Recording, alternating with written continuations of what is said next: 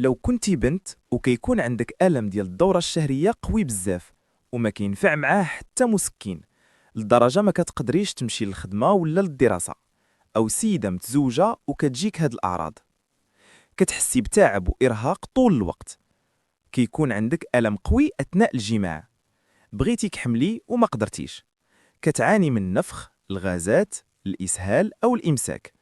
في هاد الحالة ممكن تكون هاد الأعراض مرتبطة بمرض كيتسمى طبيا اندوميتريوسيس، واللي كنسميوه بالدارجة البطانة المهاجرة. كيفاش كيوقع هاد المرض؟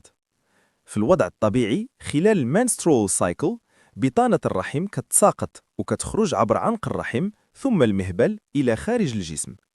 ولكن في بعض الحالات كيوقع واحد الارتجاع في دم الدورة كيتسمى طبيا retrograde menstruation، يعني الدم كيرجع للفوق بدل ما ينزل لتحت. هاد الدم يمكن يوصل إلى أعضاء في الحوض بحال ovary أو fallopian tube وحتى لتجويف الحوض.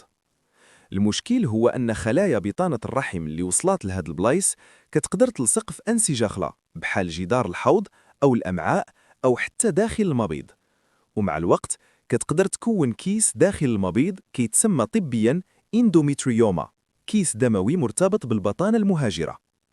هاد الأنسجة كتبقى نشيطة هرمونيا، يعني كتأثر بالدورة الشهرية بحال بطانة الرحم الأصلية، وكتنزف أثناء الدورة، وهاد الشيء هو اللي كيسبب الألم القوي وباقي الأعراض. العلاج كيفاش كيكون؟